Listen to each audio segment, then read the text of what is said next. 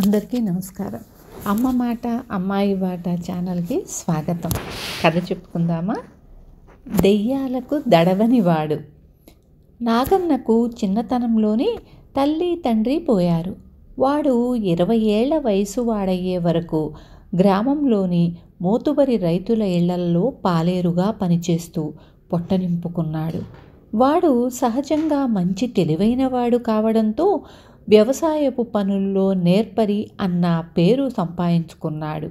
నాగన్న ఇక తను పెళ్ళాడి ఒక ఇంటివాడు కావాలనుకున్నాడు. కానీ వాడికి పిల్లనిచ్చేందుకు ఎవ్వరూ ఇష్టపడలేదు. నువ్వు చూడబోతే పాలేరువి, నీ యజమాని ఇంటి పని పాటల్లో రాత్రింబవళ్ళు ఒళ్ళు హోనం చేసుకుంటావు. నీకు పిల్లనిస్తే మా పిల్ల ఆలనా పాలనా అయినా చూసేందుకు నీకు తీరుబాటుంటుందా? నువ్వు పాలేరు పని మానేసి ఎవరి పొలమైనా కౌలుకు తీసుకునేటట్టయితే మా పిల్లనిస్తాము అన్నారు ఒకరిద్దరు. వాడు తనకు తెలిసిన పెద్ద రైతుల నుంచి పొలం కౌలుకు తీసుకునే ప్రయత్నం చేశాడు గాని అది సాధ్యపడలేదు. దానితో వాడికి తను పుట్టి పెరిగిన గ్రామం మీద, తన బ్రతుకు తీరు మీద ఏవగింపు కలిగింది. నాగన్న ఒకనాటి ఉదయం గ్రామం వదిలి 3 రోజుల పాటు అడవిదారిన ప్రయాణం చేసి 4వ నాటి ఉదయానికి మరొక గ్రామం చేరాడు. ఆ గ్రామానికి 4 ప్రక్కల పచ్చటి పంట పొలాలున్నాయి. అయితే నాగన్న గ్రామంలోకి పోతున్న దారి ప్రక్కన పంట పొలాల మధ్యలో ఒక పెద్ద బీడు, పాడుపడిన బావి వాడి కంటబడ్డాయి. నాగన్న ఆశగా ఆ బీడు పొలం కేసి చూస్తూ, ఇది నాకు కౌలుకిస్తే బంగారం పండించగలననే అనుకుని దారేపోతున్న ఒక మనిషిని ఆపి ఆ బీడెవరిది అని అడిగాడు. అతను గ్రామంలో ఎత్తుగా ఉన్న ఒక మేడకేసి చెయ్యి చూపి అందులో ఉండే జమీందారు గారిది అని తన దారిన తాను పోయాడు. నాగన్న జమీందారు దగ్గరకు పోయి తన గురించి చెప్పుకొని, అయ్యా, మీరు సాగు చెయ్యకుండా వదిలిపెట్టిన బీడును నాకు కౌలుకిచ్చారంటే మీ పేరు చెప్పుకొని సుఖంగా బ్రతుకుతాను అన్నాడు. జమీందారు నవ్వి, అది దెయ్యాల బీడు. దాని సంగతి ఈ చుట్టుపక్కల అన్ని గ్రామాల వాళ్లకు తెలుసు. అందులో భయంకరమైన దెయ్యాలు చేరాయి. బీడును సాగులోకి తేగల వాళ్లకు సగం బీడు ఉచితంగా ఇస్తానని చాటింపు కూడా వేయించాను. ధైర్యవంతులమనుకొని రాత్రివేళ అక్కడికి వెళ్ళిన వాళ్ళు ప్రాణాలతో తిరిగి రాలేదు. కనుక ఆ బీడు జోలికి పోకు అన్నాడు. నాగన్నకు దెయ్యాలంటే భయం లేదు. బీడ్లో నుంచి దెయ్యాలను తరిమివేయగలిగితే సగం బీడు తనదవుతుందన్న ఆశతో వాడికి ఎక్కడి లేని తెగింపు వచ్చింది.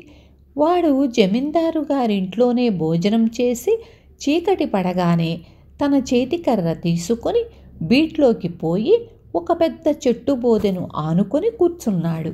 ఒక జామురాత్రి గడిచేసరికి నాగన్న ముందు భయంకరమైన 2 దెయ్యాలు ప్రత్యక్షమయ్యాయి. వాడు చేతికర్రను గట్టిగా గుప్పెట బిగించి పట్టుకొని ఏమాత్రమూ తొణక్కుండా వాటి ముఖాల్లోకి పరీక్షగా చూశాడు. దెయ్యాలు 2 ఒక్క అడుగు వెనక్కి వేసి, ఆహా, ఏం నీ ధైర్యం! లోగడ ఇక్కడికి వచ్చిన వాళ్ళు మమ్మల్ని చూస్తూనే గుడ్లు తేలవేశారు. ఇంతకీ ఎవరు నువ్వు అని అడిగాయి. నేనెవరైతే ఏం కానీ పెనుభూతాలు, బ్రహ్మరాక్షసులు తిరిగే ఈ భయంకర వేళలో మీరు ఏదో పనిగట్టుకొని ఇక్కడికి వచ్చినట్లుంది. మీకేం కావాలి అన్నాడు నాగన్న. వీడు మన తగువు తీర్చగల సమర్థుడిలా ఉన్నాడు అన్నదొక దెయ్యం. అవునన్నట్లు 2వ దెయ్యం తలాడించింది. ఈ పాడుపడ్డ బీడుకు మా ఇద్దరిలో ఎవరో ఒకళ్ళం అన్ని హక్కు భుక్తాలతో యజమానులం కాదలుచుకున్నాము. ఈనాటి వరకు మేము చేసిన ఘనకార్యాల సంగతి విని మాలో ఎవరు గొప్పో నువ్వు న్యాయంగా తీర్పివ్వాలి. అలా చెయ్యకపోయావో నువ్వు తెల్లవారాక వెళ్ళేది గ్రామంలోకి కాదు, ఆ పాడుబడ్డ దిగుడు బావిలోకి అన్నవి దెయ్యాలు.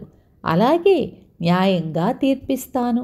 నాకు కావలసింది మీ శక్తి సామర్థ్యాలను గురించిన ప్రత్యక్ష సాక్ష్యం, గతంలో చేసిన ఘనకార్యాల గొడవలు కాదు అన్నాడు నాగన్న.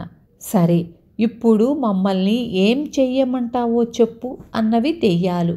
నాగన్న తన చేతి కర్రతో ఒక దెయ్యం భుజం మీద చిన్నగా కొట్టి, నువ్వు ఈ బీడు మధ్య ఒక చక్కటి అందమైన ఇల్లు కట్టాలి, ఆ పని అర్ధరాత్రిలోగా పూర్తి కావాలి అన్నాడు. ఓ, అదెంత పని అంటూ దెయ్యం వెళ్ళిపోయింది. నాగన్న ఈసారి రెండో దెయ్యం నడుం మీద తన చేతి కర్రతో చిన్నగా పొడిచి, నీ తోటి దెయ్యం ఇల్లు కట్టడం పూర్తి చెయ్యగానే నువ్వు దాని చుట్టూ ప్రహరీ ఏర్పాటు చేసి లోపల కూరపాదులు పూల చెట్లు నాటాలి, ఈ పని తొలికోడి కూసే లోపల పూర్తి కావాలి అన్నాడు. ఇదొక లెక్క ఏం నాకు అంటూ రెండో దెయ్యం వెళ్ళిపోయింది. సరిగ్గా అర్ధరాత్రి సమయంలో మొదటి దెయ్యం నాగన్న దగ్గరకు వచ్చి, ఇంటి పని పూర్తయిపోయింది, నేను గొప్పదాన్నని తీర్పు ఇస్తావు కదా అన్నది. నాగన్న ఒక్క క్షణం ఆగి, అలాగే ఇవ్వాలి మరి, కానీ అలా చేస్తే ఆ రెండో దెయ్యం నన్ను బ్రతకనిస్తుందా అన్నాడు. ఆ భయాలేం పెట్టుకోకు, నా వెంటరా, దాన్ని హతం చేసే మార్గం చెప్తాను అంటూ దెయ్యం నాగన్నను బీడు చివరకు తీసుకుపోయి ఒక మొక్క చూపించి, దీని వేరు చేతికి కట్టుకో, దీని కాండాన్ని ధూపంగా వేశావంటే అది చావడమో లేక కొన్ని ఆమడల దూరం పారిపోవడమో చేస్తుంది అన్నది. సరే, రేపు రాత్రికి రా, తీర్పు నీ పక్షానే ఉంటుంది, ఆ రెండో దాన్ని రేపు రాత్రికి రమ్మంటాను అన్నాడు నాగన్న. తొలికోడి కూసేవేళ రెండో దెయ్యం పని పూర్తి చేశానంటూ ఉత్సాహంగా నాగన్న దగ్గరకు వచ్చింది. నాగన్న దాన్ని మెచ్చుకొని తీర్పు దాని పక్షానే ఉంటుందని చెప్పి, మొదటి దెయ్యం తనకేమన్నా హాని చేస్తుందేమో అన్నాడు.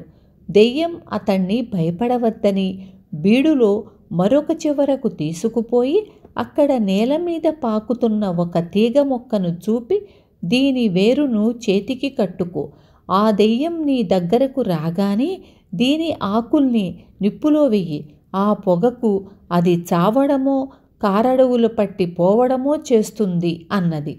నాగన్న మొక్క వేరు ఆకులు తీసుకొని దుస్తుల్లో దాచి మొదటి దెయ్యానికి చెప్పినట్లే దాన్ని మర్నాటి రాత్రికి రమ్మన్నాడు.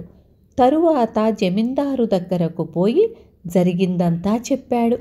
నాగన్న దెయ్యాల బీడులో నుంచి అసలు ప్రాణాలతో తిరిగి రావడమే జమీందారుకు ఆశ్చర్యాన్ని ఆనందాన్ని కలిగించింది. నాగన్న దెయ్యాలు చెప్పిన వేళ్లను ముంజేతికి కట్టుకొని చీకటి పడగానే ఒక కుంపటి తీసుకొని దయ్యాల బీడులోకి వెళ్ళి చలి కాగుతూ కూర్చున్నాడు. జాము రాత్రి గడిచేసరికి దెయ్యాలు రెండు ఏమిటి నీ తీర్పు అంటూ నాగన్న దగ్గరకు వచ్చాయి. వాడు దెయ్యాలను మరికాస్త దగ్గరకు రమ్మని, పగలల్లా న్యాయశాస్త్ర గ్రంథాలు చదువుతూ కూర్చున్నాను, ఈ బీడు ఇక్కడ ఉన్న మన ముగ్గురిలో శక్తిమంతులైన వాళ్ళదని తెలుసుకున్నాను, నేనే శక్తిమంతుణ్ణి అంటూ దెయ్యాలు చెప్పినట్లు చెట్టు కాండాల్ని ఆకుల్ని కుంపటి నిప్పుల్లో వేశాడు. ఆ వెంటనే గుప్పుమంటూ పెద్ద పొగలేచింది. దయ్యాలు రెండు కీచుమంటూ అదృశ్యమయ్యాయి. జమీందారు నాగన్న ధైర్యానికి మెచ్చుకొని వాడికి బీడులో సగం దానం ఇచ్చాడు. నాగన్న దెయ్యాలు కట్టిన ఇంట్లో ఉంటూ వ్యవసాయం ప్రారంభించి కొన్నాళ్ల తరువాత తగిన పిల్లను పెళ్ళాడి సుఖంగా జీవించాడు. విన్నారు కదా. రేపు మళ్ళీ ఇంకొక మంచి కథతో మీ ముందుకొస్తాను.